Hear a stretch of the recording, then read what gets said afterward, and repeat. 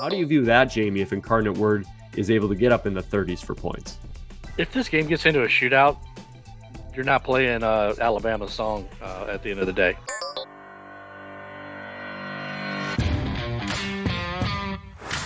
Welcome to the official podcast of FCS Fans Nation with your hosts Kyler Neal, Matthew Frazee, and Jamie Williams.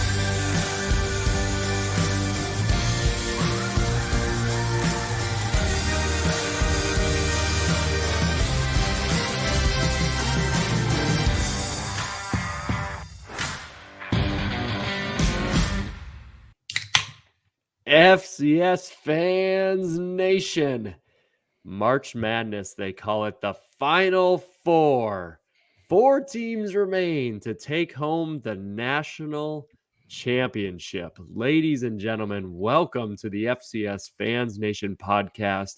Chalk no more as we enter the semifinals with the top 3 seeds and a great number 7 Incarnate Word.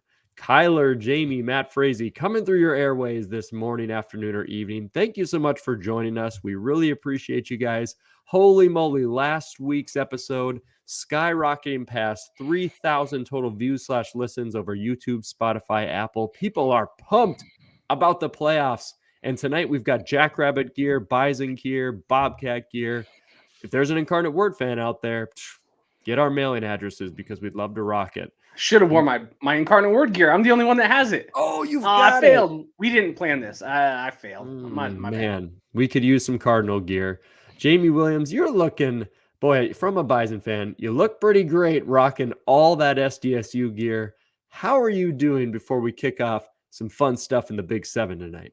Oh, I'm doing pretty good. I didn't have to worry about watching my team in the quarterfinals. Just got to sit back and watch games until I fell asleep on Friday night. Unfortunately, I fell asleep on Friday night. That was a miss on my part. I know Kyler could not fall asleep, so he stayed up and watched the game, but I'm older than him, and I fell asleep and had to catch it in the morning. Hey, I think a lot of people probably fell in your same boat there, Mr. Williams. So Kyler stayed up for the whole game, which is why we'll be using his expertise. Jamie and I caught the clips the next day, and dang, I kind of wish I would have pulled a 1-2 a.m.er back in college because what a shootout as Incarnate Word became victorious over Sacramento State. But guys, we have some amazing questions, a little bit of feedback to start off the Big 7, but most folks want to know who's going to Heidi on Ho, tiptoe, tango down in Frisco. So let's figure that out and let's kick this sucker off. The top 7 FCS topics of the week. This is the Big 7. All right, Mr. Neal. Well, you're able to fight through late nights at any time to watch some FCS football. And that starts us off with our first question from Mr. Adam Peterson. He wants to know, did you expect the Incarnate Word Sacramento State game to be so high scoring? 66-63. Your reactions, Kyler, as that played out live, and honestly, is this what you expected out of this game? I expected this to be the closest game of the 4 games. I expected this to be a high-scoring game. I really did. I did not expect this. This is not high scoring. This is absurd scoring. This one makes no sense. I don't think I've ever seen a game like this that wasn't in like quadruple overtime or 5 overtime. I mean, this is ridiculous. I was ready to go to bed, and then I was like, I can't. This is insane. I brought my laptop to my bed. My wife's trying to sleep. I had to get up at 6 a.m. to work the next day, and it's already like 1:30, and I'm like, I can't turn this bad boy off. And I really wanted to. I was hoping maybe one team would just start to pull away so I didn't have to finish it, but I couldn't. It was such a fantastic game. I mean, look at that fourth quarter alone. The fourth quarter. It made no sense. It made no sense. The crazy thing is, I mean, if you just look at the score, you go, all right. It was a very even killed game, but Sac State scored that much with like 4 turnovers compared to Incarnate Word's, I believe, 0. But they got 2 onside kicks that kept the drive going. I mean, this was I wanted to say this is like an old-fashioned Eastern game, but we've never done something like this. I've never seen a game like this. This was the most entertaining playoff game I think I have ever seen in my life. I know some people online were saying this is a bad look for the FCS. No, it's not. This was the most entertaining thing. I wish it was on ESPN2 instead of ESPN Plus. We should have really switched that Montana State game out. But holy crap. I expected a high scoring game. This is not what anyone expected. 66-63. This makes no sense. Yeah, I expected Sacramento State's. I know their defense is not highly ranked. It's one of the lower ranked defenses. It's not even in the top 50. But I didn't expect them to just like. I mean, and credit to Incarnate Word and the amazing offense, Lindsey Scott, and just an absolute machine that they're operating on. But I was pretty shocked that Sacramento State looked like they were just letting guys just go down the field. And I mean, it was on both sides, but I thought Sac State would be a little more stout defensively, and it just did not look that way whatsoever. Tackling optional, coverage lanes optional. It was just crazy to watch. Jamie, were you expecting this game to be as explosive on the offensive side as what we saw? Anybody that told you there was going to be that they thought it would be 129 points in this game is full of crap. I mean, I think anybody thought it could have gotten in the 40s for both teams. Yeah. I mean, but 700 yards of offense for Sac State, 600 some yards for Incarnate Word. Like, this is like that Texas Tech Oklahoma game with Baker Mayfield against Patrick Mahomes. I think that were the two that faced off. But I remember that game that got into the 70s. That was a shootout. And no, it's not bad for the FCS, just like Kyler said. Every now and then you need a game like this. It's a balance. You love the game that's a 10-7 slobber knocker, knock it down, but not all the time. You love a game that's 66-63, air it out, just back and forth, blow out the light bulbs on the scoreboard, but not all the time. And in the quarterfinals, when it means everything to see two teams just giving it all they had, and it's the defense couldn't do anything, and just to come out on top, whoever it was going to be was just going to be exhausted and excited. And it was just watching it back yesterday morning, whenever the heck I watched it, was unbelievable. Every time you think that one team is going to take control, they didn't. The other team bounced back, and it's just what a fun game. And I don't think we'll see this many points again. Maybe ever. Maybe ever. I mean, yeah, I'm highest sure we will, scoring FCS playoff game ever. That's wild. And one thing to add to this, because of course you just look at this and you go, there's absolutely no defense. In the fourth quarter, actually, both teams were playing some decent defense. They were just making some crazy, insane plays.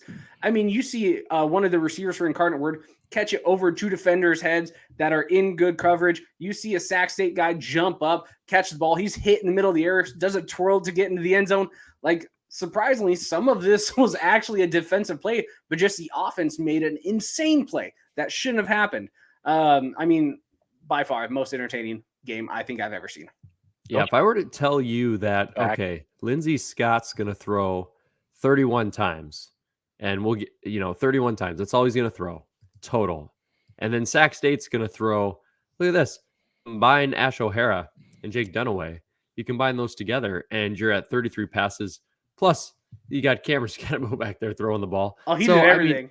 Yeah, Incarnate Word, actually, when you look at the statistic box, you would just think they slung it all over the place. Only two rushers here, but both of their rushers went for over 300 yards. It's insane. So it totally, if you're just not even looking into the statistics, it's not what you would have expected from that game. Lindsey Scott did not throw the ball 60 plus times. Now he only needs 30 passes to get 4 touchdowns. Oh, and then he also, ran all over the place, but it's just an absolute insane offensive output. And the question really, as you were watching it, was like, could Sac State respond? Because you knew Incarnate Word was going to score, and credit to them. They kept going back and forth, but no team is going to be more prepared. Nobody would ever say this or think of this. Who's more prepared for this type of game than a Southland team? Everybody craps on the Southland, but if you get into this type of matchup, they know how to go back and forth and super quick and get down the field. So that's a great point, Matt, because a lot of these teams, they're not used to the shootouts. The Southland team, that's what they do. And it probably didn't phase them. But if you want to think back to just one play, Marcus Fulcher wide open in the flat, second quarter, drops the ball and they have to kick a field goal. Yeah. I mean, you look back at it, is that potentially the difference in the game, maybe. I mean, the game goes 1,000 different ways, but you just look at that one play. It's like, wow, if that had gone another way, what would have happened? I mean, obviously, Incarnate Word would have gone for 2 on one of the touchdowns and probably would be still playing and it'd be 104 to 104. But I mean, wow. And when you look at like the stats, Sac State drove 200 more yards than Incarnate Word. They just kept throwing interceptions. They kept fumbling. And this was something that was affecting them the last few weeks, but they kept bouncing back. Well, you can't have those mistakes against the Walter Payton Award winner. Well, I don't know if he's a winner. I'm just assuming. Yeah, presumed he should be, because, I mean, I have not seen a passing offense like what we've seen with Incarnate Word this year in a very long time. I mean, this dude is just a playmaker. So when you make those costly mistakes, the good thing was you at least had a good enough offense to keep bringing it into a game. But, I mean, you can't have 5 mistakes. There was that drop touchdown. That was a touchdown. No one was near him. And then you have 2 interceptions, 2 fumbles.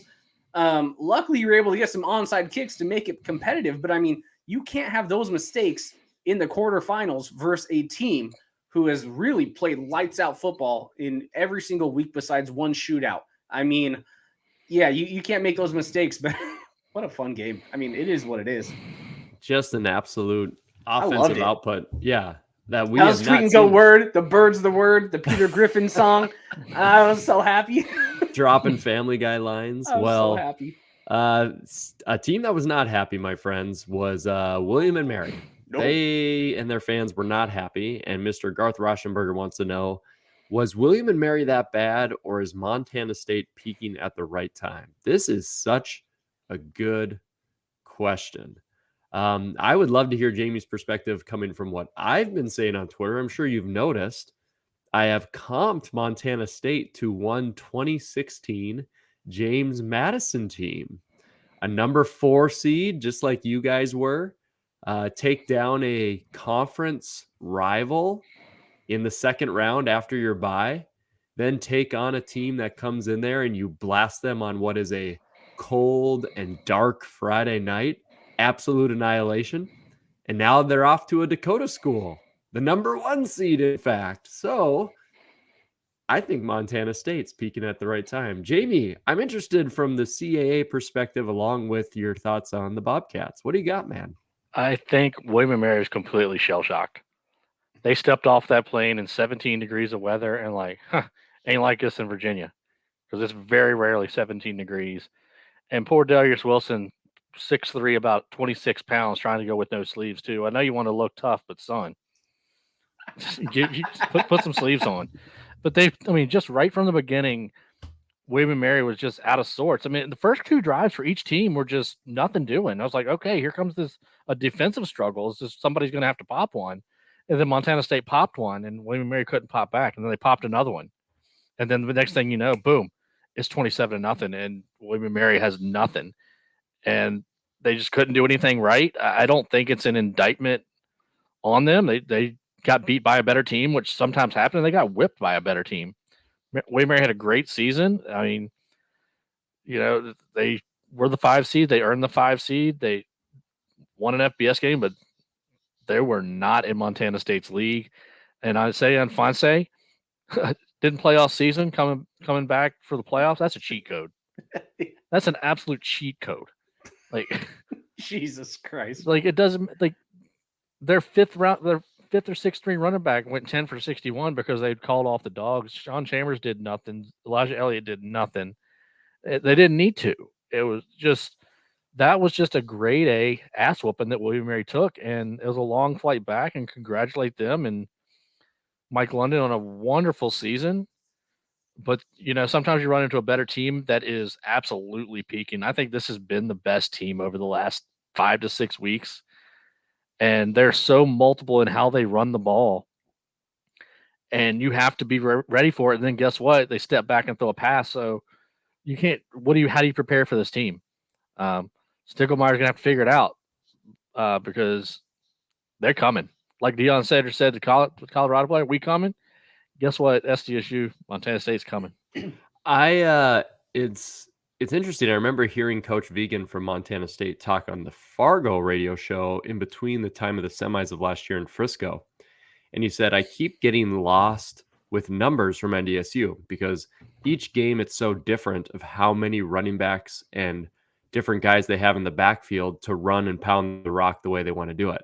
It was interesting you said that. I was like, wow, what a great point. Well, Vegan's a really, really good coach, and we all know what he's capable of. And clearly, he's adapted that even more into his offense this year, along with whatever you think a triple option or Wildcat team should be, it should operate like Montana State. Because this is not like your A-gap power standard rushing attack. And you better be prepared for a lot of smoke and mirrors and tweaks and adjustments from what was coming from the previous week. Boy, I think Montana State is peaking perfectly, along with just being, it's also possible that they're just have been a really damn good team this whole year. And instead of us in the beginning saying it's Montana, NDSU, or SDSU, we should have said Montana State, NDSU, SDSU, and we would have had it right. Mr. Neal, this is a Big Sky representation, man. They took the CA to the woodshed. What'd you think? Yeah, so, I mean, one thing I do think the CA is not as good as the perception is right now. I do think they've declined every year since 2018, and losing JMU probably hurts. But I don't think William & Mary's that bad as they showed here. I do agree with Jamie and Matt that Montana State does look like they're peaking at the right time. But here's one thing that I don't think really too many people are talking about. So last week I kind of made a joke, and I said, they do run a very similar style. Just William & Mary is the Walmart version of them, right? And it was kind of a joke, but also kind of a reality. So when they're prepping for this team, Montana State's going, they do a lot of things very similar to us. The only difference is we are playing against our own team in practice every single day, prepping for this team that's trying to run a very similar style to us, that's not as effective as us, that's not as physical as us, that's not as athletic as us, that's not as talented as us. And I think it showed in the game. Whatever William & Mary tried to do, and it worked all season, didn't do anything versus Montana State. And Montana State just did what they've been doing the last few weeks against William & Mary. And I don't think William & Mary's ever seen something like this. But again, it's when you run maybe a very similar style, and one team is definitely better at it and more talented at it, and they're prepping and practicing against this same team every single week. I think that kind of showcased a little bit of maybe the outcome of this game. So, yeah, I mean, that's kind of my 2 points, because I don't think William & Mary's as bad as 55-7. But probably if they played another top Big Sky team, it would have been much closer. And probably if Montana State played a Richmond, probably would have been a little bit closer. But we saw William & Mary beat Richmond. So, I mean, it just happened to be a style. One team is way more effective at running the same system than the other, and it showed. Before we move on to William & Mary's a young team. They'll be back. But I do want to take a minute just to congratulate Bronson Yoder on a hell of a career. I feel like he's been at William & Mary forever. He started off as a freshman. He was just this fast kick and punt returner that nobody could stop. He ran circles around us a couple of times. So I just want to give a quick shout out to Bronson Yoder on an awesome, awesome career. I'm not sure that he plays at the next level, but he was a fun player to watch. And I was glad to at least, unfortunately, see his career end that way, but he had a nice game. It's probably no consolation to him, but quick shout out to Bronson. Heck yeah, Jamie, a person of the people, best stats voter that exists. There he is, Jamie Williams. Well, beyond the beatdown, guys, and beyond the shootouts of last round, we now step into the semifinals. And it's time to break down and analyze what will be two amazing games.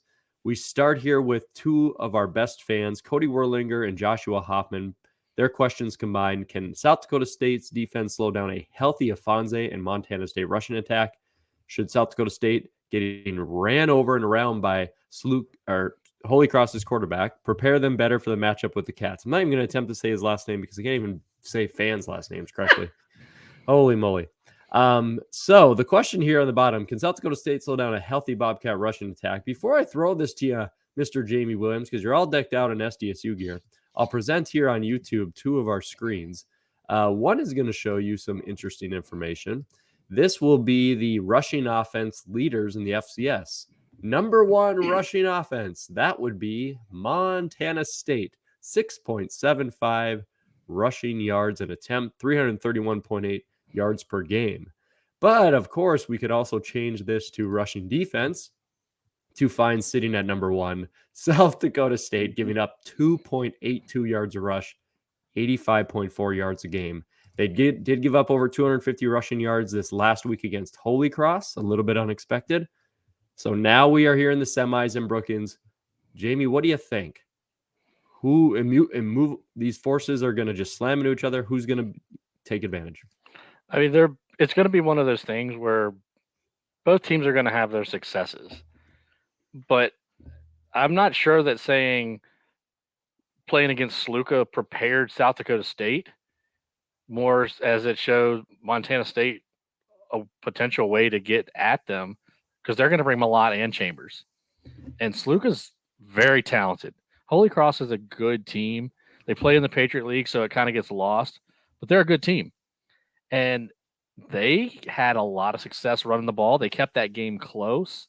I actually think Holy Cross has a little bit better defense than Montana State, but I don't know that it did anything but say, okay, they need to be a little nervous for what's coming at them. Because I know when you had that screen up, I think Holy Cross is there 5th or 6th in the rushing defense or rushing offense. But when you're coming with 4 and 5 waves of runners, you're not going to get tired. There's always going to be somebody ready to go. And I think South Dakota State is going to have some success. I don't think we're looking at 350, 400 yards of rushing offense for Montana State. But I do think that Montana State's going to get theirs. It's just a matter of how much will they break or will they just bend?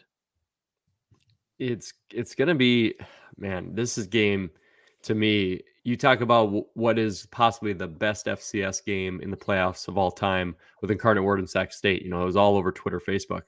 Boy, I think this one has a chance to just be epic. Kyler, when you dig past the statistics of best rushing offense, best rushing defense, what do you see when these two are going to meet up here this weekend? I mean, these are two elite teams at doing what they do. This is, I mean, literally the Giants versus Giants in their own departments, right? We just saw it. You just brought up the stats. No one has been really that overly that successful running against South Dakota State.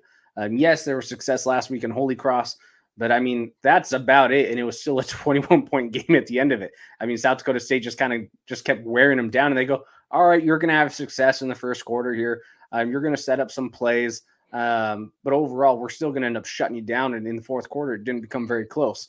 Where Montana State, I mean, I don't know what I can say about how Montana State is running this damn ball. And the insane thing is, normally this is when a team gets beat up. This is the healthiest Montana State has ever been this season. And I mean, it's showcasing in these last few weeks. They are finally healthy, and they're doing whatever they want. And it is really tough to prep for this.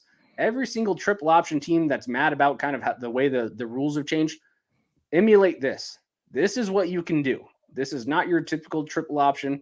It is a fun thing, but I do think both teams are going to have success, like Jamie said. South Dakota State, you're not going to be able to run on them like you did last week against William & Mary. I mean, they're just too dang good. This is probably one of the most talented rosters in all of the FCS. And they're physical. They're big. They'll come at you. And Montana State just doesn't give up. They're just going to keep running their game plan over and over until it's eventually successful. And it will be successful. But South Dakota State's going to have a lot of success too. I don't know which one I would bet on if I had to just go, hey, which do you think Montana State's rushing is going to be better than the defense? I have no clue because they're both giants in those own statistics. Yeah, Matt, you just said, sure, Incarnate Word, Sac State was maybe the most exciting game we've ever seen. This may be just style-wise one of the biggest games we've seen in a while, unless, we get a Dakota marker in Frisco. This is going to be a really fun game. South Dakota's pissed that they lost last year, too, in Bozeman. And Montana State's really pissed. They got to travel where North Dakota State gets to sit at home. So, I mean, you're looking at two pissed-off programs that are really good at doing what they're really good at, and they're going against the other team who's really good at doing what the other team's good at. So this is going to be super fun. I have no clue. And let's not underestimate South Dakota State's rush offense either. Yeah, they're solid. They're going to have their success too. So yeah. I think it might come down to who can effectively throw the ball, in which case they're probably both going to run for 250 yards each. And, what I just said won't matter. But, I would definitely be looking out for that South Dakota State rushing attack too, because they've got a young man who can tote the rock, Davis. So yeah, throwing the ball is going to be super important in this game, and that's where I would definitely give the edge to my rival FCS crush, Mark Gronowski, who I've praised many times. That dude's an absolute baller. But we can't understate the psychological effects of this game, along with the fact that we have some history here. I mean, Coach Vegan, NDSU fans will say about Coach Eck, he was the boogeyman for North Dakota State. Like, South Dakota State was coming up with offensive game plans that we just couldn't even match. And that Dakota marker was not ours to take. Coach Eck was drawing up crazy stuff. It was insane. We couldn't even keep up with them. Coach Vegan under Bull was a boogeyman for South Dakota State. And remember South Dakota State fans last year in Frisco telling us, I just don't understand how we couldn't look this good when we played them in the semifinals. Like NDSU's running all over them. Like, what happened? Coach Vegan knows how to prep for South Dakota State. This is not some person who has never played this team and is walking into Brookings and knows nothing about it. Now, this isn't going to downplay how good SDSU is this year, but this is not some random coach at Montana State bringing in some random program.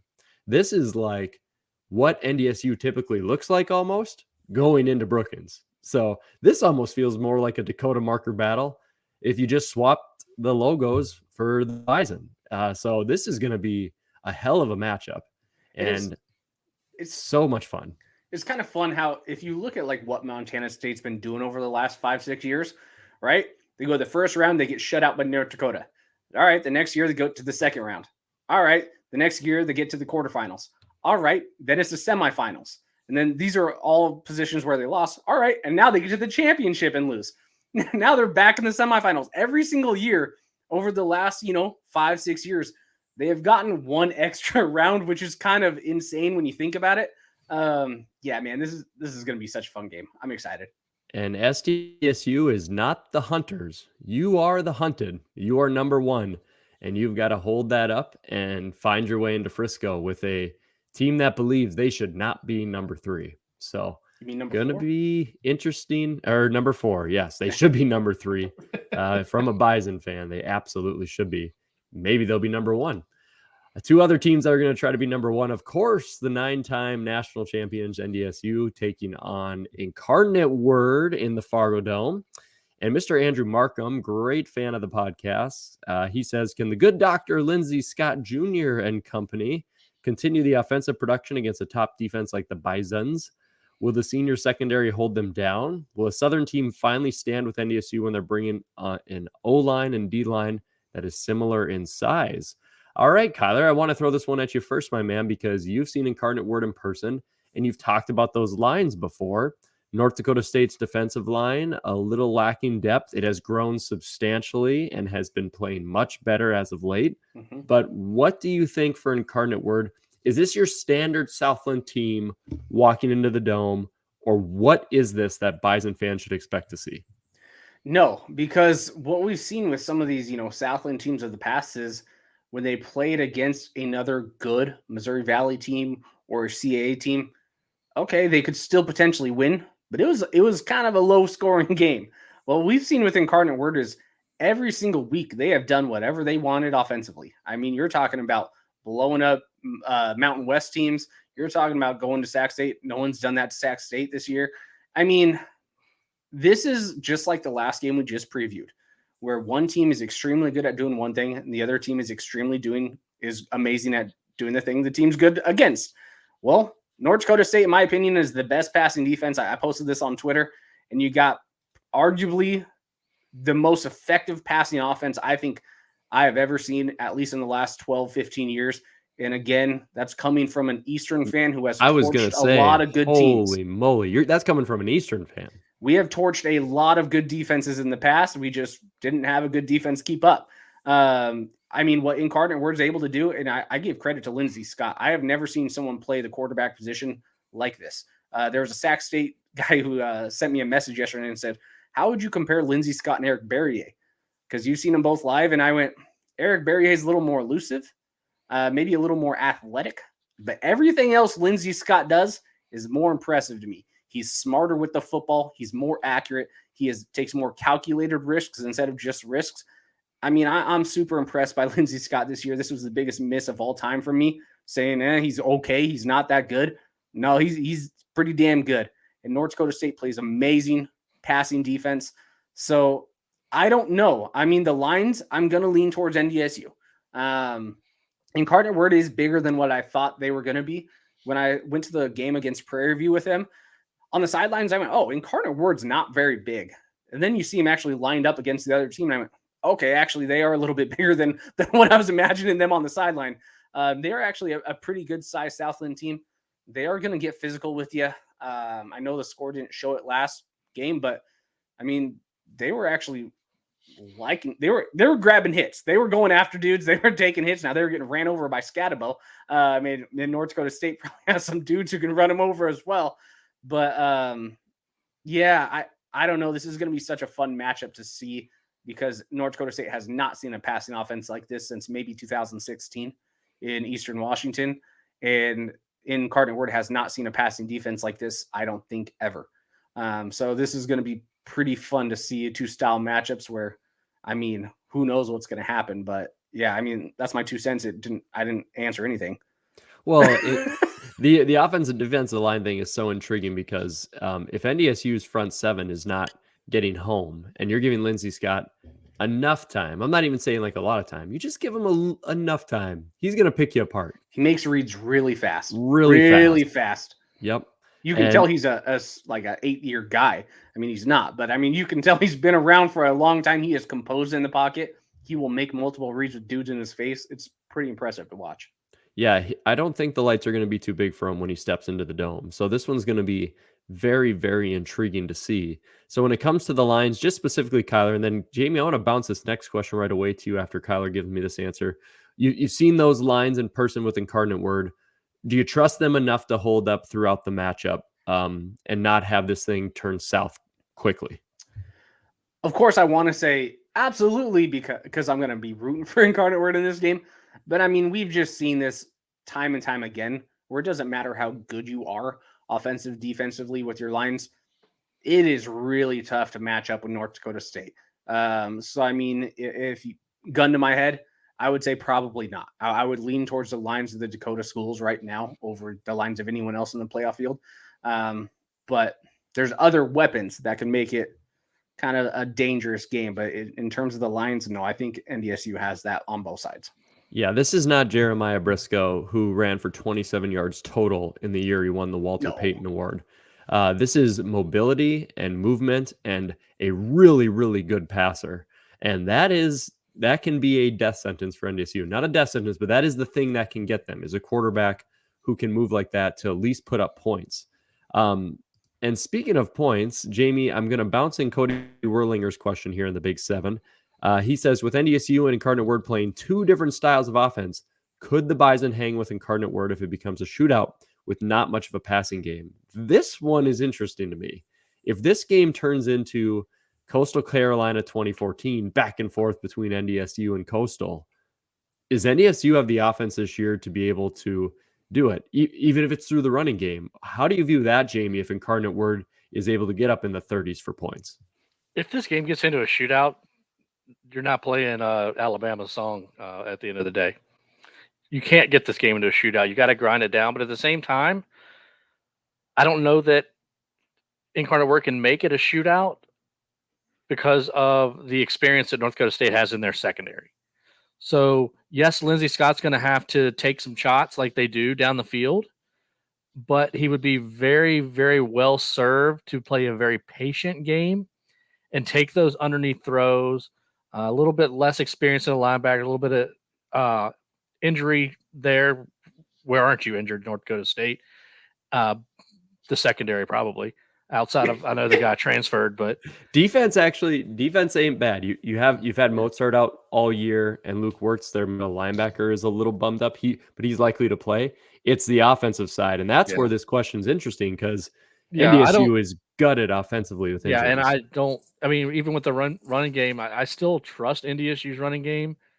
But if Lindsey Scott, and I'm not going to say he doesn't just play hero ball, but if he tries to play hero ball, Michael Tootsie and company will make him pay. I mean, Cole Johnson came in last year as a very smart quarterback and made a couple of mistakes. And that's what you cannot do against North Dakota State. And Lindsey Scott hasn't made any mistakes this year either. But Cole only had 2 interceptions when he walked in the dome too. So Lindsey Scott has to play a smart game, but think long term. Take what the defense is giving you rather than trying to always take the shot, because he's got the receivers to take the shot, but take it at the smart time. Take it on 2nd and 1 when they think you're going to run the ball. Take it, at very strategic times. Be the good doctor to slice them up and be very precise with your cuts, or North Dakota State will turn you over, take those short fields, and just grind you down. Yeah, it's if they're watching proper film, of course, why would you not watch South Dakota State?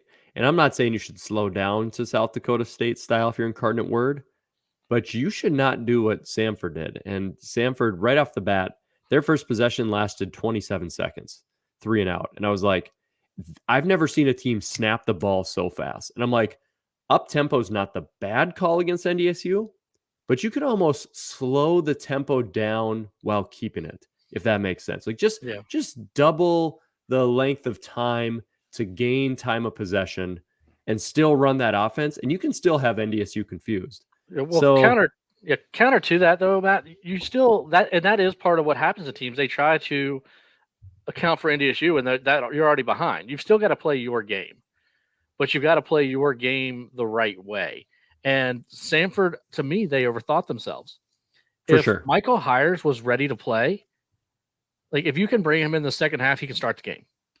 And I think Quincy Crittenden's inexperience kind of showed early in the game, and he made a couple mistakes that Hires probably doesn't make. I mean, getting the field goal blocked is tough because that changes the trajectory of the game. But that defense was playing so good. All the offense needed to do was strike once, and then they might have been able to get NDSU on their heels. But NDSU's comfortable playing a 0-0 game because eventually they're going to break through, and they're confident that their run game, no matter who it is going to wear you down. Those 2- and 3-yard runs start becoming 4- and 5-yard runs. And you've said it 1,000 times, Matt. The way to beat NDSU is to get up 2 scores and make NDSU chase. If NDSU can control the pace and the tempo of the game, forget about it. Well said, right from an expert's mouth. Sounds like you listen to some smart people, Jamie, out there. I don't know who those people are. But speaking of being smart, Andrew Markham, who has asked a lot of really great questions, he's got another one in the quick hits here. He says, this is great. What key matchups within each game are the most pivotal? Which ones are we looking forward to? So I ask you first, Kyler, when you look across the board of 2 games, which key matchups on each side of the ball do we need to see from South Dakota State versus Bobcats and Bison versus Cardinals, man? Yeah, I think it's so simplistic because when you're looking at the Montana State versus South Dakota State game, it is South Dakota State's front 7 versus Montana State's backfield, right? There's a reason why they're number 1 in each respective category of rushing defense and rushing offense than what we just talked about with the last game. With Incarnate Word versus North Dakota State, it is going to be, can Incarnate Word throw on these elite, defensive backs? And can these defensive backs do something no other team has done this year and actually slow down or stop Lindsey Scott Jr. and their wide receivers? So, I mean, I think this is probably the easiest question. Now, you could probably look at it a couple different ways and go, all right, let's look at something else, because maybe we're overlooking something. Maybe it's the actual rushing game of Incarnate Word, because you're going to be throwing so much. But right now, North Dakota State's rush defense is actually probably their weakest link outside of that defense. So maybe you just go, maybe we should actually run a little bit more. But no, I'm going to go with my first aspect and go, those are just on paper. It's the sexy matchup. It's the cop-out answer. But that's what I want to see. Which one can be effective versus other team? And I have no clue. I really think when it comes to key matchups, it really has to do with the lines. I have to take the lines on each of these games, because rush offense, rush defense for Montana State, SDSU. All right, boom, boom. Who's going to get the edge right there? And then I would throw a secondary one in there with South Dakota State, Montana State, which is secondaries versus QBs, right? if Mark Gronowski is able to get going on Montana State a little bit, along with using his legs, it's not going to be a pretty day. And then Incarnate Word, North Dakota State, I think it all comes down to Incarnate Word's ability to give Lindsey Scott just enough time to make plays. Because if NDSU can't get home with 4 and their blitzer can't get to Lindsey Scott and there's no spy, Lindsey Scott's going to move the ball. And he's going to move the ball with that offense. So I think that's where your matchups are really pivotal for both of those games. Mr. Williams, you look across these matchups and do you see pivotal matchups within them? Yeah, I really like everything that you guys talked about. One thing I do want to see is, if necessary, can the North Dakota State offense, passing offense, get going and help them? I think this past weekend, Cam was pretty effective. I believe he's 15 for 18, if I'm thinking correctly. So he was smart with the football, which might be all he needs to do. Just get the chains moving, keep Lindsey Scott standing on the sideline, let the rush game do what it does. And when he's called on to make a play, can he make it? He didn't very much in the Montana game, and they didn't need that. He did this past weekend as it was needed, and it was definitely needed because Sanford was hanging around, and he made a couple plays that were very smart, very good passes, and sometimes he even a couple times he ate the ball. His maturity is there. He knows how to run the offense, but which Cam Miller shows up, I think, is really a key. Can he keep Lindsey Scott on the sidelines? And keep on moving that ball. Yeah, it's going to be so much fun. I've been thinking about our predictions here at the end of the segment. And before we get in our final Big 7 question, I keep going back and forth. It's going to be a lot of fun to pick these games. All right, guys, we're going into a topic away from the semifinals here at the end of the Big 7. Mr. Bruce Edmiston. Oh, Jacksonville State, great fan base. We love you, Bruce, but you're off to the FBS. But he wants to know, is the Big 3 a myth? Great question, Bruce. Number one, let me say this. That term didn't exist until us. And I've been saying this for years. We made it up, man. We made that term up. It doesn't mean it's a myth. Let's start with that. Doesn't mean it's a myth and doesn't mean it's fake. We made up the term based off of factual evidence. Okay. And now the media, Hero Sports, Stats, others, they write the term Big 3. We started that on the podcast. Where are our royalties? Yeah, we need royalties for this. That being said, the Big 3 is not like some sort of set thing. It's just that there are 3 conferences traditionally going back all the way to the early 90s of the FCS that have dominated the championships, attending the championship semifinal appearances. And before the Missouri Valley came into the 2010-11 range, UNI was really good then, but then NDSU elevated everything, South Dakota State. You had the SoCon, the CAA, and the Big Sky. And you had the Grizz, and you had James Madison, and you had App State, and you had these teams winning all the championships. A few outliers, even Richmond won a championship, right? Villanova, CAA, won a championship. And now since then, you have Sam Houston in the spring, but you've got Missouri Valley, you've got Big Sky, you've got CAA in the championship, winning the championship with a few outliers. So, yeah, the term is definitely made up by us, and I think it holds. But there is historical evidence that things change, but there's always kind of 3 really top dogs. What do you think, Kyler? Is this whole thing a myth, or this is real, right? It's a real thing. It's definitely not a myth when you actually look at the data. Of course, you have outliers like you just mentioned. Sam Houston State, we would consider them a part of the Big 3 if you just had to single them out. But there was always one team from one conference that was kind of propping up the rest. But you look at the CA, you look at the Missouri Valley, you look at the Big Sky. I mean, I think the Big Sky in the last 4 years has had 6 different teams in the quarters, 3 different teams in the semifinals, 2 different teams in the national title. I mean, the other conferences like an Incarnate Word or Southland, you're getting one team every 5 years that can maybe make that run to the semifinals. So, I mean, it's definitely not a myth. Now, what I will say is I don't think we have a current Big 3 right now. I really don't think that. And I think if you take James Madison out of the CAA and you look at the last 4 seasons, I don't know how outside of just getting playoff bids, the CAA has really proven themselves to be in the Big Three discussion right now without James Madison. Jamie, you can take a bow and say, yep, we propped that conference up a little bit. They were definitely the CAA out, the last 40 years, definitely a 1 or 2 conference. I mean, you maybe have arguments for the SoCon, but overall, the CAA was always one of those branches at the very top. The Big Three seems to be in a little bit of a rotational field. I do think it's like a Big Two right now. And then you got the SoCon and CAA kind of nipping at the heels. But I do think they are outside looking in right now. So I think it's a myth that there's a Big Three, and maybe we're just looking at a Big Two right now. Yeah, but looking up on the screen here on YouTube, starting in 2000 down to 2011, where North Dakota State took things over. But you had national CAA champions. and SoCon dominated. Yeah, SoCon, and then you had the Big Sky there with Montana. And Delaware national championship, James Madison, App State 3 in a row, Georgia Southern in 2000, Richmond, Villanova, Eastern Washington. So you have Montana, Eastern Washington, Big Sky. You've got Richmond, Villanova, James Madison, CAA. You've got App State, Georgia Southern. You've got your outlier there with Western Kentucky. That's fine. That's the Sam Houston of that decade. But that's 3 conferences taking the national championships.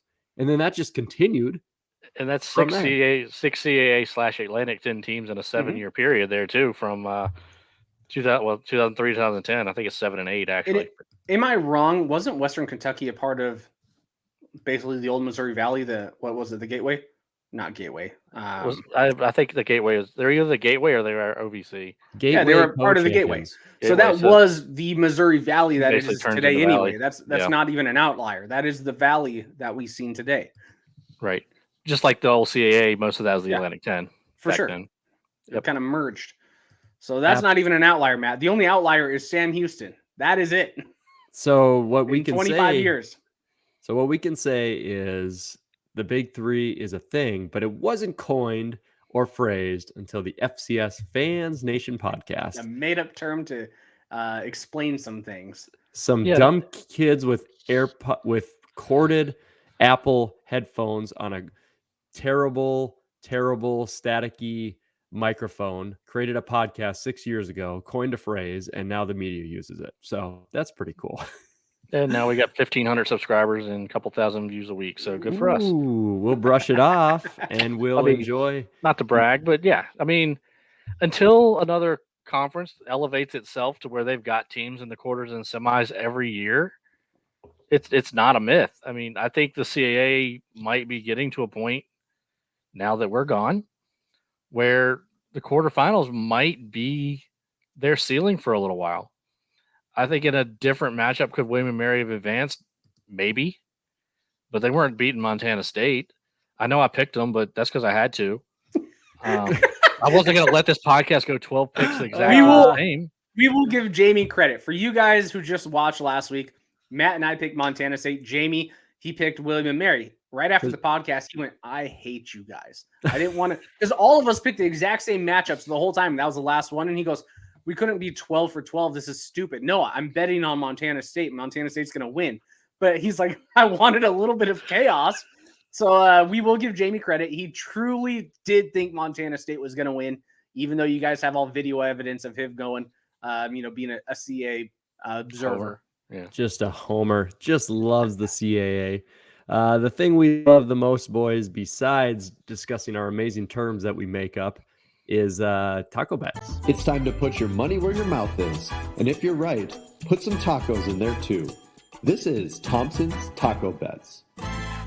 A little bit of recap of Thompson's Taco Bets before we move forward. Last week, we went over 2,000 rushing yards amongst all teams in the quarterfinals.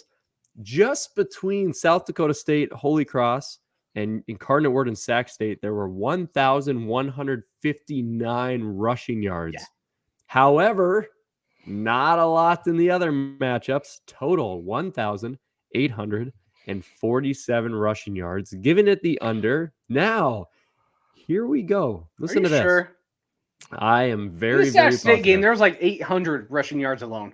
Very positive on that statistic. I think you're lying. So hear me out. Kyler, you won. You're a winner on that, by the way. You guys, did I guess it correctly to the dot? I think I did. You got pretty dang close. You were within 100.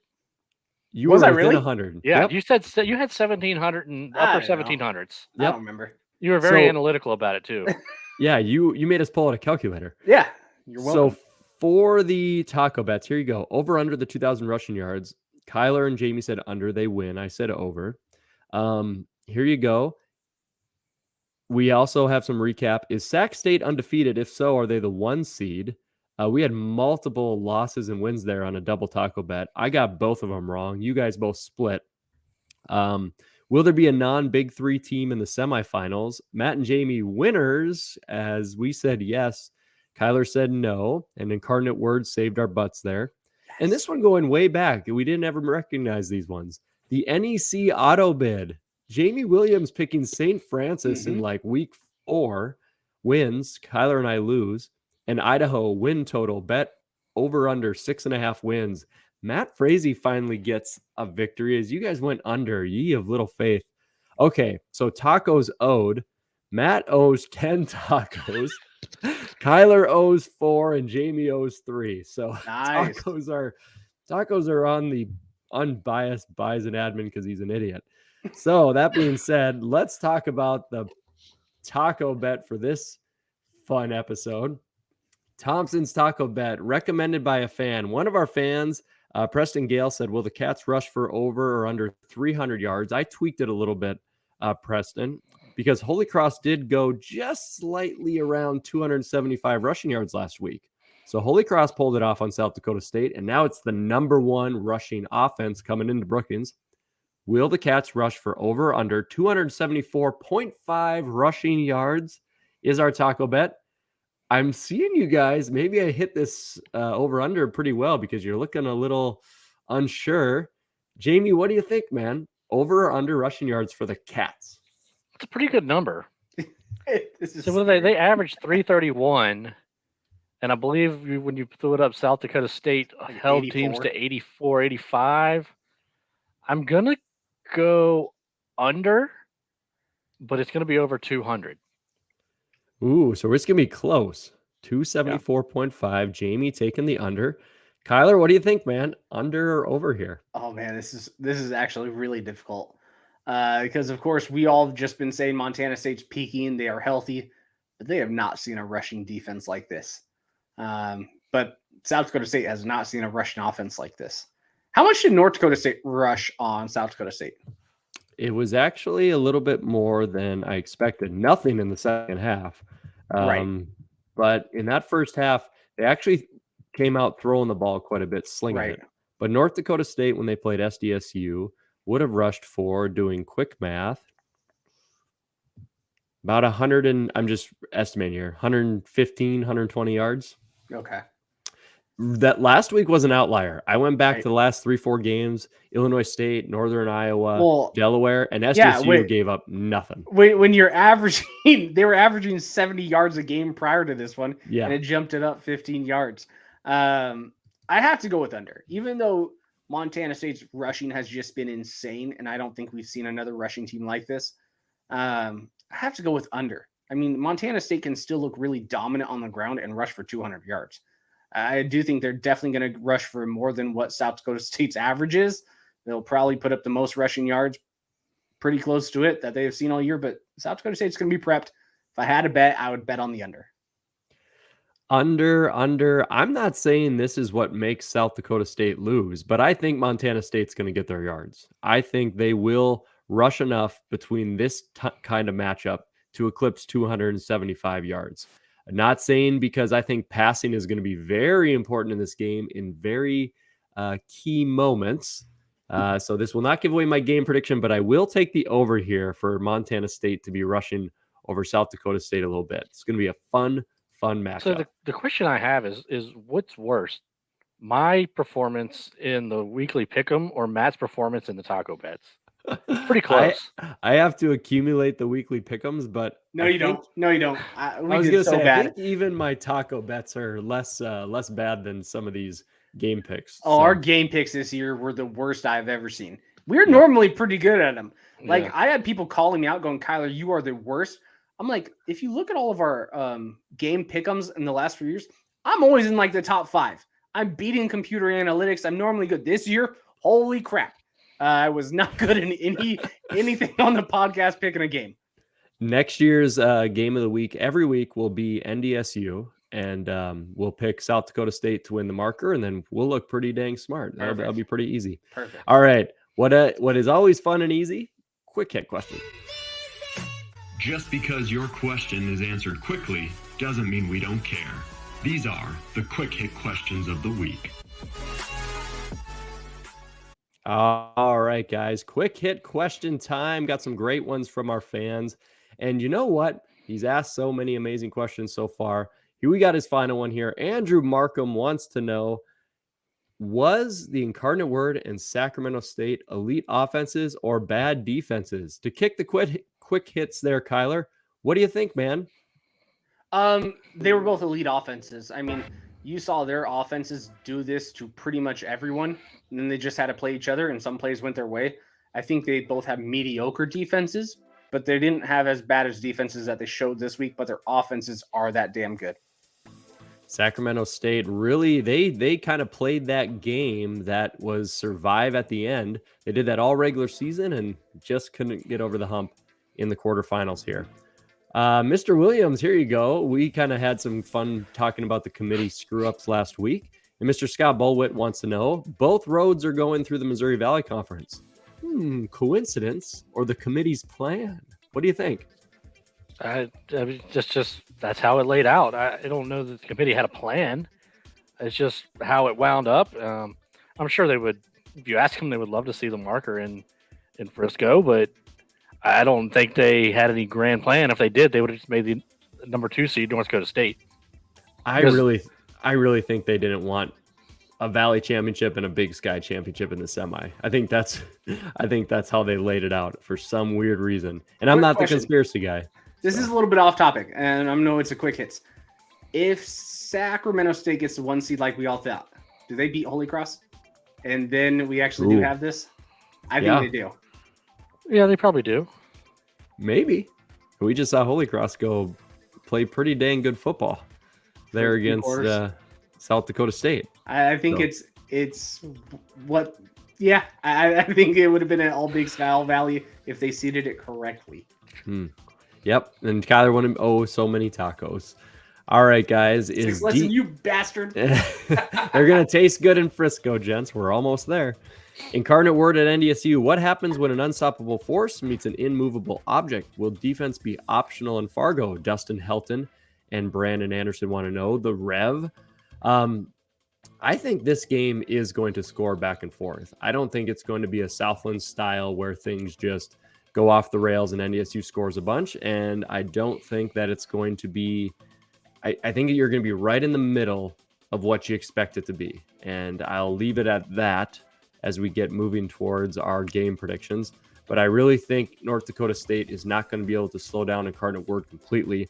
But Incarnate Word's not going to shut down North Dakota State's Russian attack. So this is a good one. I threw this one in here, guys. You got a text message from one of my good coworkers, Brad Berthold, big Bison fan. No reason Kyler or Jamie would ever know this, but does the weather situation in Fargo make it harder for Incarnate Word travel plans? And will they have to fly up Friday? Starting tomorrow night, we're going to get blasted with what could be 16 inches of snow over 72 hours. Like everybody, work, schools, everything's in prep mode for like, hey, Tuesday to Thursday, don't do anything because this place is going to be absolutely annihilated. So this is super intriguing. When you think about, is Incarnate Word, like, what is the travel plan? Are they going to get stuck in an airport in Minneapolis, or do they have a direct flight coming into Fargo that gets delayed or canceled? Do they have to come in on Friday? That actually could have a huge impact in terms of their players coming in. Now, they're college athletes and they can adjust, but every day matters. Everything matters. And especially when you got to come up on a Thursday and you're already a day short, certainly not an advantage for Incarnate Word. So it'd be interesting to see what the weather plays out with that. Kyler, you're always the Mr. Facts and Mr. Stern and serious, no matter, you're really a facts don't care about your feelings kind of guy. I love this question from one of our best podcast supporters, Mr. Jason Plotkin. Wants to know, what does the success of Holy Cross mean for fans who have questioned the Patriot League's ability to win in the postseason? Did it do anything to move the needle? What do you think? Yes and no. I mean, we saw in what was it, 2018, the Patriot League beat James Madison. I mean, it happens. They do have a few good teams, and it seems like they're improving every single year. But, I mean, they got 2 bids. That was already a pat on the back. I mean, that was a fantastic getting 2 bids. That does help the conference. But does it move it enough to be a top half of the FCS conference? Probably not yet. But, I mean, any stride helps. Every little stride helps, and it's definitely not bad for the future. And they showed some pretty dang. I mean, the guts and the team were super, super impressive. You just don't do that to a number 1 seed. I think Holy Cross themselves earned a lot of respect. Yeah. I mean, that doesn't do anything for the Patriot League. I mean, Lehigh and Lafayette, Georgetown, they all suck. They don't even stink. They suck. So, I mean, Fordham was good, but Holy Cross was a phenomenal football team. Saluka was just a junior, so he's coming back. So expect it again. Should be fun to see. Yeah, they've had a lot of success winning that Patriot League. All right, guys. Brent Volser wants to know: are there more injuries this year compared to other years? Brent, I wouldn't say there are more compared to other years. I'm thinking the North Dakota State kind of viewpoint. When you played Eastern Washington in 2018, Eastern was all sorts of beat up with injuries. 11 starters out. Yeah, when we've played teams like James Madison in 2019 and 2017. 2017, both North Dakota State and James Madison had quite a few injuries and beat-ups. The thing is from a North Dakota State standpoint, North Dakota State, between the portal and injuries, is really, really banged up, especially offensively.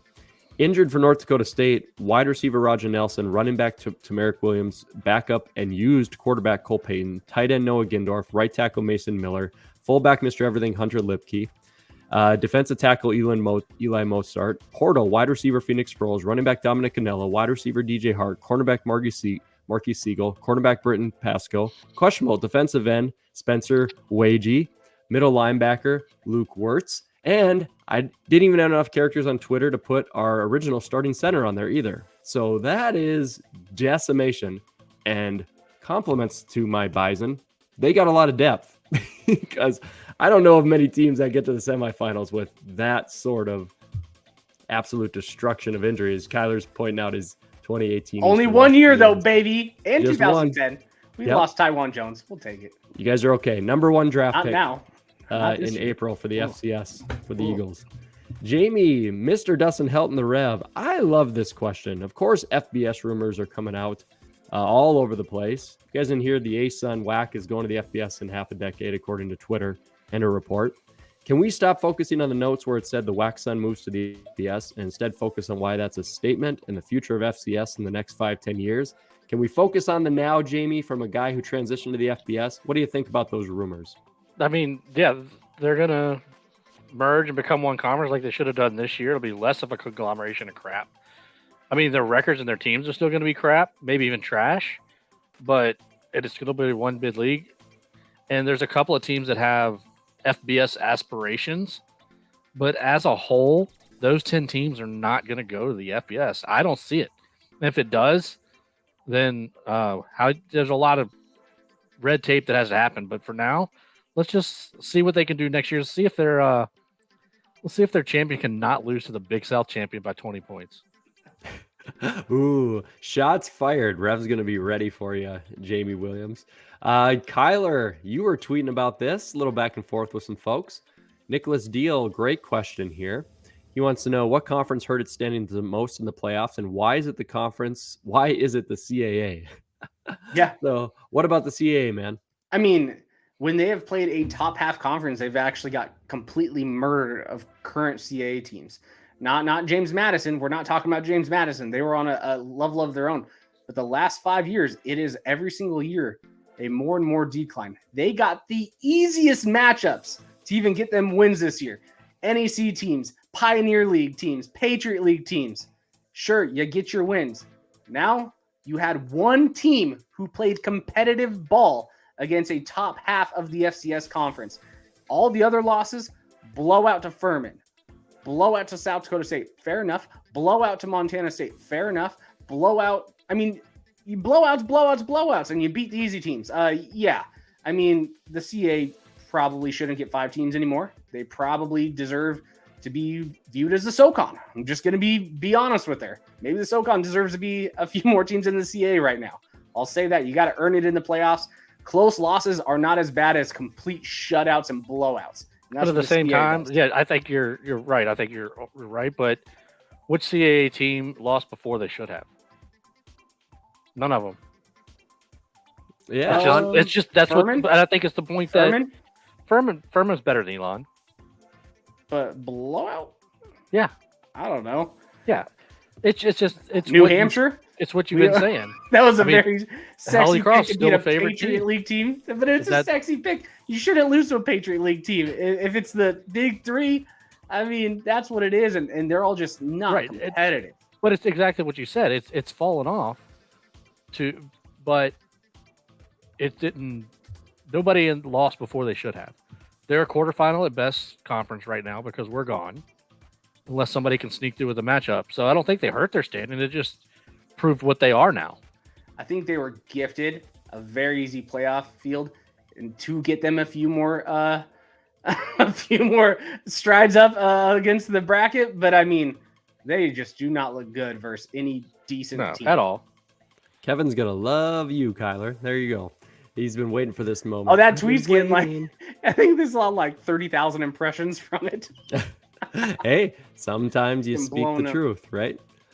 Speaking of the truth, Karen Green wants to know, did you consider Incarnate Word and Sac State one of the best college football games ever played? Yeah, why Pretty not? damn fun. I mean, especially the way the fourth quarter would go. There's lots of games that go back and forth where it's like score. But both teams don't just catapult off 25-20, a combined 50 plus points just in the fourth quarter. So, I mean, absolute insanity. Most fun, absolutely. Yeah, most fun. Best. There's an argument there, but most Yeah. fun, no. Yeah, there's some parts of it that wasn't that good, but it was entertaining as hell. Yeah. Definitely entertaining. Gentlemen, I can't preload anything like this on our amazing application we use to podcast. So I've got in their options, this is night driving in the background. So Mr. Joshua Hoffman wants to know, final quick hit question. What is your favorite Christmas carol? So this night driving tone, this kind of sets this for that. All right, Christmas coming up here, Kyler. What is the favorite? I typed in card here. Okay. Favorite Christmas carol. Here, let me edit that. If you're watching on YouTube, shameless plug. I wrote favorite Christmas card. See, if you're not subscribed to YouTube, you're missing this great content out there. What do you think, Kyler? What do you like to listen to for the Christmas season? Oh man, I have no clue. This is like Christmas mood setting music. Carol? A Christmas Carol? I don't even know the word or the names of any of them.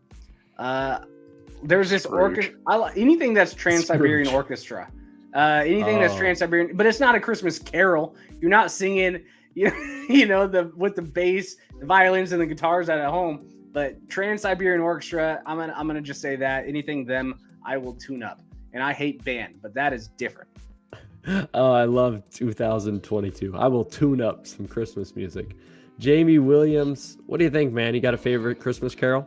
I like the classics. White Christmas by Bing Crosby is always great. If not that, baby. then definitely Rudolph the Red-Nosed Reindeer as performed by DMX. It's yes. Rest in peace, DMX. You do some barking, dude. Oh man. Look it up, Jamie. I love you. It's hard not to go with Mariah Carey's "All I Want for Christmas." Such a Will great you sing it? song. However, I don't know how it goes. for Christmas is you. Oh yeah, so baby good. girl. But I have to go with every time I hear this, it just makes me feel classic all the way back to my grandparents to now. Vince Gill, "Have Yourself a Merry Little Christmas." I think that is just the epitome of the OG classic. Little Vince Gill even sounds old school. So, all right, guys. Well, I hope everyone's going to have a Merry Christmas. But more importantly, I hope everyone's going to have a merry little time between this podcast because it's time for us to predict the semifinal.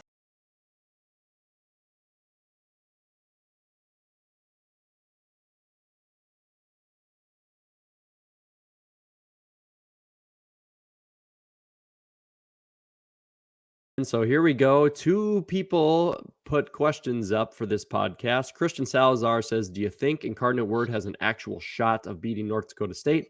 Brandon Owens from Cocky Nation says, what are the chances the championship will be Montana State and Incarnate Word? I saved those for right now. Game predictions. Here we go. All right, Mr. Neal. Number 7, crap. Incarnate Word, traveling to Fargo if they get through the snow, to number 3, North Dakota State University. Who wins? What's the score? I will be singing Peter Griffin's I said a bird, bird, bird. Bird is the word. I said a bird, bird, bird. Bird is the word all day long. But unfortunately, the Bison won't hear it. It's hard to pick against the Bison. I'll be rooting against them. If you ask me to bet on a team, I think the running game from the Bison is going to wear them down. I think they're going to keep Lindsey Scott off the field, which is going to create not a lot of opportunities for Lindsey Scott in the offense to get in a rhythm. They'll still score their points, but by scoring their points, it's probably going to be 38, maybe 28. I'm going with the Bison, unfortunately. Unfortunately, North Dakota State for Mr. Neal. Jamie, what do you think? This is the last year, James Madison, NDSU, a classic game. Are we going to have a classic here? What are we going to see? I think we're looking at a really good game. I mean, I think Lindsey Scott's going to have his moments. I just don't know if they can get past the North Dakota State rushing defense. And my pick will be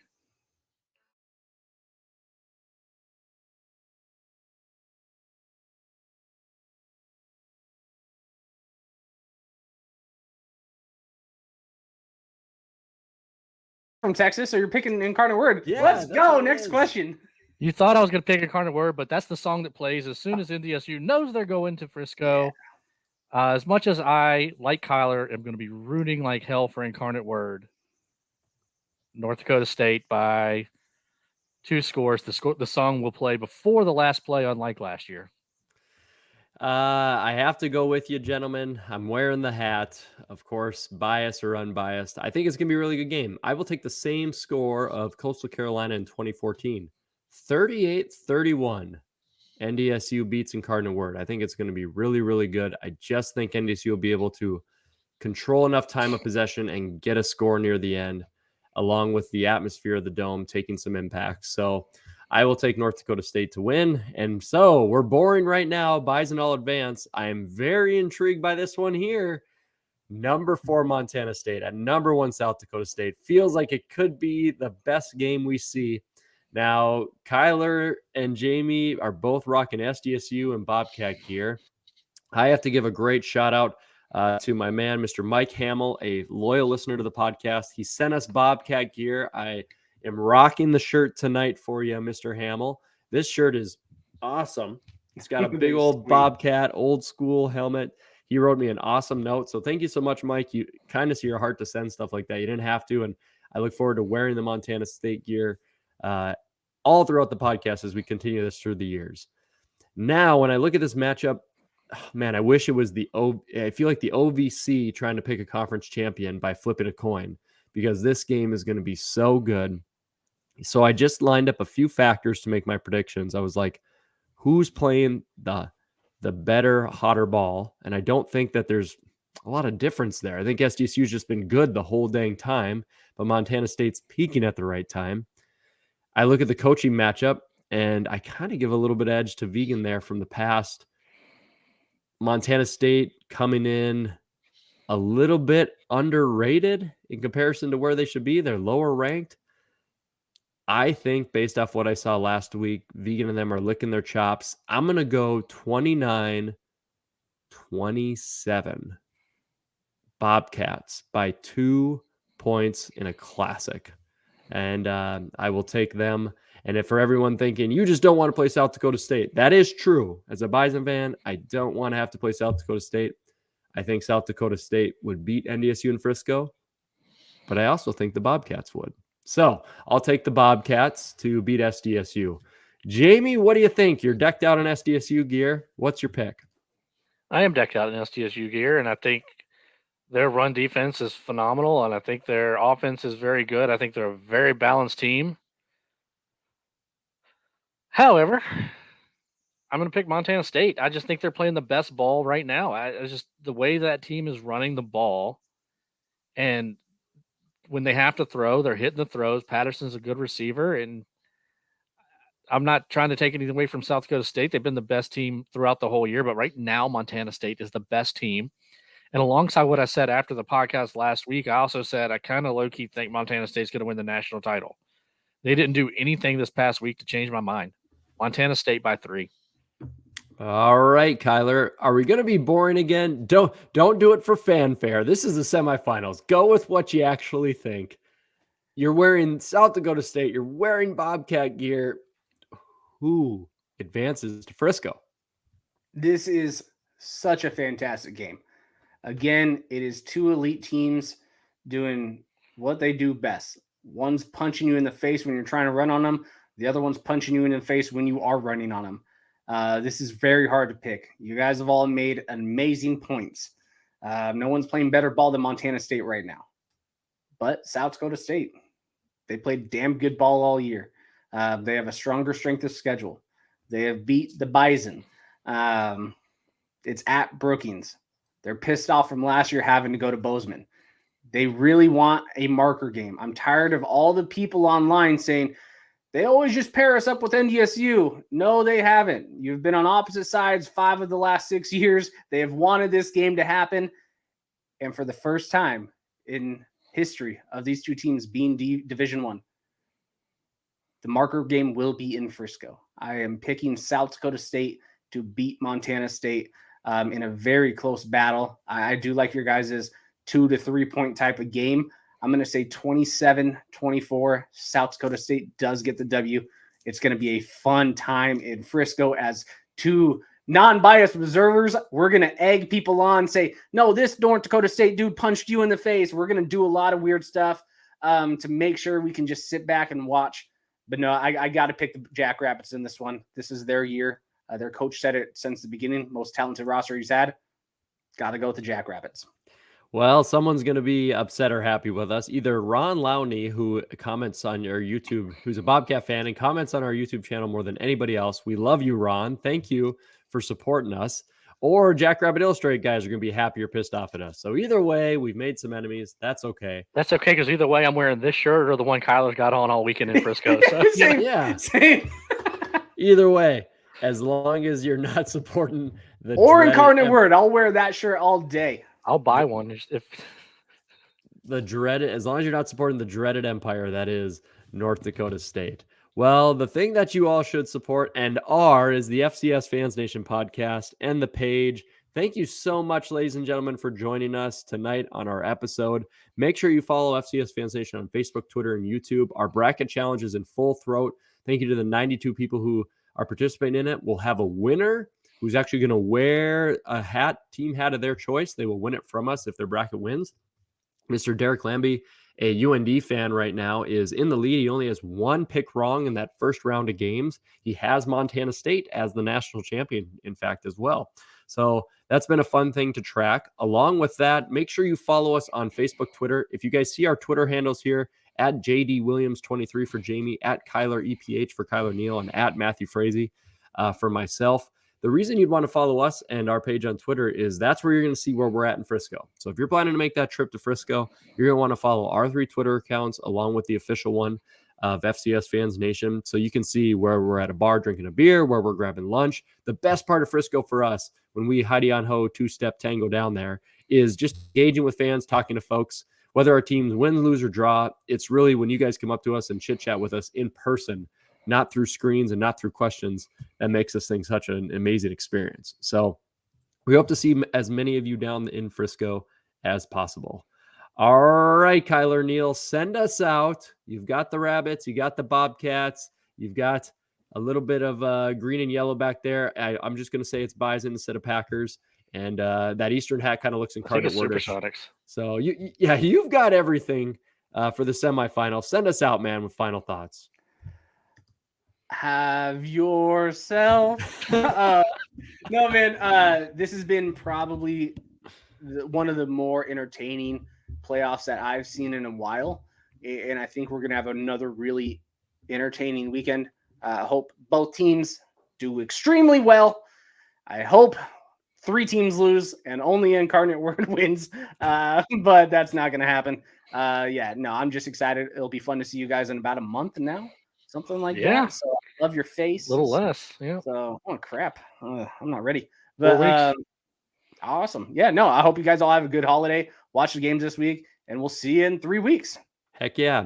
Glad you said that before we roll out. We will not have a podcast episode right after the semifinals. We never do that. We let the holiday season roll through, and then we record in between that Christmas and New Year's time frame and then drop the pod. So don't anticipate anything next week. Of course, we'll post a reminder.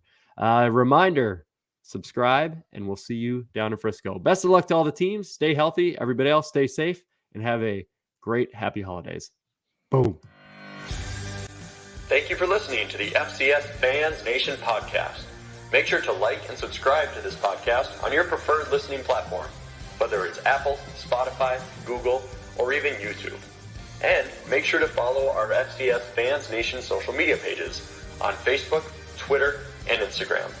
Thank you for listening to the premier podcast for FCS football. Boom. Oh, I was just about to snap that.